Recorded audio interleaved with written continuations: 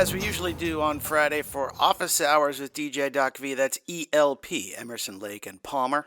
Fanfare for the common man. Good morning, Vaqueros. It's DJ Doc V. You're listening to Office Hours. It is Friday, September 8th, 10:03 a.m. We're broadcasting from the beautiful Edinburgh campus of UTRGV here in the studio. We've got Feminist Hour coming up at 11 o'clock. Make sure you stay tuned in. Got some great music picked out for you for this hour, including some U2, some Tribe Called Quest. You haven't played them in a while. And another track by the Eurythmics from a soundtrack that they did back in the 80s. This time, last week, we did a song from the 9.5 Weeks soundtrack, which is a really good soundtrack. But this week we're going to go, a little bit more obscure. The film depiction of George Orwell's 1984, starring Richard Burton. That was his last film before he passed away. 1984. We're going to do a song from the soundtrack that the Eurythmics did for that movie. Really great one called Double Plus Good. We'll do a nice tie-in with language today. It was the end of the second week of classes this week. Hopefully your semester's going well. I had a bit of a health episode this week. Had to be out of classes, unfortunately. But on the mend. And let's get back to the music for now. This is ZZ Top with LaGrange, only on Vaquero Radio, the Valley's students. From the debut album of the Irish rock band U2, that's Electric Co. The album was Boy. It was released on 20 October 1980, Island Records. It contains songs from the band's 40-song repertoire at the time, including 2 tracks that were re-recorded from their original versions on the group's debut release. Boy was recorded from July to September 1980 at Dublin's Windmill Lane Studios, which became U2's chosen recording location during the 1980s. It was their first time working with Lillywhite, who employed non-standard production techniques, such as recording drummer Larry Mullen Jr. playing in a stairwell. There's always kind of creative stuff going on when you're putting art together. So 1980, that album came out. The Electric Co. also on their Under a Blood Red Sky live album when they played in Red Rocks in Colorado. Before that, you heard Yes, Owner of a Lonely Heart. And we started off that set with ZZ Top and LaGrange, only on Vaquero Radio. It is 10:19, and I got to call shenanigans on this. According to weather, it says it's 87 degrees. There's no way it's only 87 degrees here. It's got to be 187. It's probably more like 187, I think. That's what it says anyway. We're looking for a high this afternoon of 104. I mean, this is just bananas. 104 degrees today. This weekend, no let up. 102 on Saturday. 103 on Sunday. I'm just shaking my head here in the studio. This weather is for the birds, folks. For the birds, I got to tell you. Coming up at the bottom of the hour, as we do every week on Office Hours, we've got This Day in History, and I've got a great poem picked out for you from the 2023 edition of Gallery Magazine, another great production of UTRGV student media. It's available in the dispensers on campus, along with the most recent Pulse magazine is also available, whether it's in the hard copy form. I mean, I really recommend that you get it in the hard copy form because it's got some great artwork. It's not just poems. It's got artwork. It's got short stories. It's got photography. It's just a great creative outlet for UTRGV students, and I hope you'll support your fellow students by picking up Gallery Magazine, checking out their work. It's really some great stuff. Got a great poem picked out for you for later. We'll do that at 50 minutes after the hour. What else is going on? Well, we had a great win on this week. Our arch rivals, the Corpus Christi Islanders from TAMU CC in Corpus, came down to the Valley on Tuesday. The women's volleyball team came and faced off against our Vaqueros, and they got beat. They got beat pretty good. And we've got we did some play-by-play live, but we're also going to make sure we edit that up so you can check out the play-by-play with our sports reporter, Kevin Elaman, and our station manager, Jen Trejo. They were there on site doing the play-by-play, and it's always exciting to get back into the athletic season. Our Board of Regents for the UT system just recently approved the $44 million that's going to be used towards the new football practice facility here just north of our baseball stadium on Sugar Road. That's really exciting. Plus, next week, the city of Edinburgh has the film festival, South Texas Film Festival 2023, on Thursday, September 14th. And you can check this out on their Facebook page. The Edinburgh Cultural Arts Facebook page has details on Student Day at the South Texas International Film Festival from 9 a.m. to 1 p.m. at the Edinburgh Municipal Auditorium. Educators and students are welcome to attend. The schedule includes complimentary workshops, film screenings, and guest speakers. Again, for more information, you can go to stxiff.com or go to the Edinburgh Cultural Arts Facebook page and check out the information on that event that's coming up next week. Thanks for tuning in, Vaqueros. This is DJ Doc V. Got some more great music for you. Here's the Eagles with One of These Nights. Okay, I got to admit that one's a little selfish.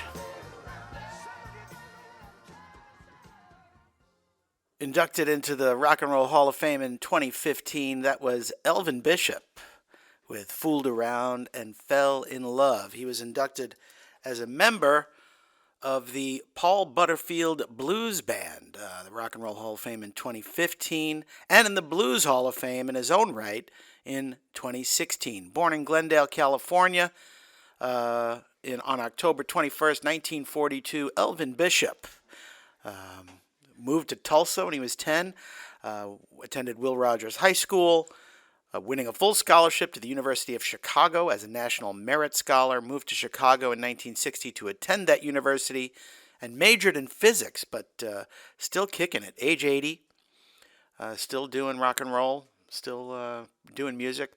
Check him out at elvinbishopmusic.com.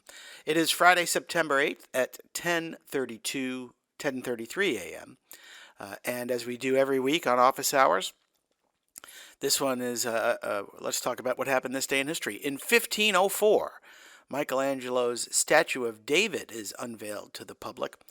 One of the world's most beloved public works of art, David, the 17-foot-tall, 12,000-pound marble masterpiece by Michelangelo Buonarroti, is unveiled to the public in Florence, Italy's Piazza della Signoria. Carved from a single block of white Italian Carrara marble that had been rejected by other artists for being flawed, the massive statue depicts a nude David, the biblical hero, who used a slingshot to slay the giant Goliath. The work was commissioned by the Opera del Duomo for the Cathedral of Florence in 1501 and took roughly 3 years to complete. The sculpture was to be part of a series of other statues to be located along the roofline of the cathedral. Michelangelo was only 26 at the time of the commission. That was in 1504. Back in 2022, just a year ago, Queen Elizabeth II died, and Charles became the King of England. In 1941, the siege of Leningrad began. That's European history there. Also, in 1943, the Italian surrender is announced in World War II. Mussolini had been deposed from power, and the new ruler of Italy had been in negotiations with Dwight Eisenhower and preparing to surrender Italy during World War II. In 1974, U.S. President Gerald Ford, who had just taken over from disgraced former president, his predecessor, Richard Nixon. It was a very controversial executive action, but on this day in 1974, President Gerald Ford pardoned Richard Nixon for any crimes he may have committed or participated in while in office. Ford later defended this action before the House Judiciary Committee, explaining that he wanted to end the national divisions created by the Watergate scandal. I think there's some interesting parallels to Ford pardoning Nixon after all the things he did while he was in office that were quite frankly, illegal, immoral, unseemly. And some commentators today have argued that future presidents, particularly the previous one, former President Donald Trump, felt empowered to pretty much do whatever they wanted since Nixon was never prosecuted. Had he been prosecuted, would future presidents have felt empowered or emboldened to behave in the ways they have? And that's not just Republican presidents, by the way. Former President Barack Obama deported a lot of folks while he was president. In fact, he got a moniker as the deporter in chief. He also escalated the controversial drone program, which is still going on today. So, would presidents have felt as like they had the authority to do some of these things? Of course, no president has the authority to try and destroy the government, and overtake it, but and foment an insurrection. But that was the Watergate scandal that Richard Nixon resigned over. It erupted after it was revealed that he and his aides had engaged in illegal activities during his re-election campaign, and then attempted to cover up evidence of wrongdoing. With impeachment proceedings underway against him in Congress, Nixon bowed to public pressure and became the first American president to resign while in office. At noon on August 9th, Nixon officially ended his term, departing with his family in a helicopter from the White House lawn. Minutes later, Vice President Gerald Ford was sworn in as the 38th President of the United States. After taking the oath of office, President Ford spoke to the nation in a television address declaring, quote, "My fellow Americans, our long national nightmare is over." So controversial. Some would argue that it was bold or heroic of him to do that. It definitely wasn't popular. We have to say it at least contributed to his not being reelected in 1976 when he lost the presidency to Jimmy Carter, the former governor of Georgia. So that's this day in history, as we do every week on Office Hours. Make sure you tune in next week for another great edition of This Day in History. For now, let's get back to the music. Here's some Chicago with 25 or 624. Double Plus Good by the Eurythmics. That's off the 1984 movie soundtrack, a dystopian drama film written and directed by Michael Radford, based upon George Orwell's 1949 novel of the same name. It was also released in 1984, starring John Hurt, Richard Burton, Susanna Hamilton, and Cyril Cusack. The film follows the life of Winston Smith, a low-ranking civil servant in a war-torn London ruled by Oceania, a totalitarian superstate. Smith struggles to maintain his sanity and his grip on reality as the regime's overwhelming power and influence persecutes individualism and individual thinking on both a political and personal level. One of Winston's responsibilities as being part of the Ministry of Information was to change the past, to review history, historical events, and to modify them.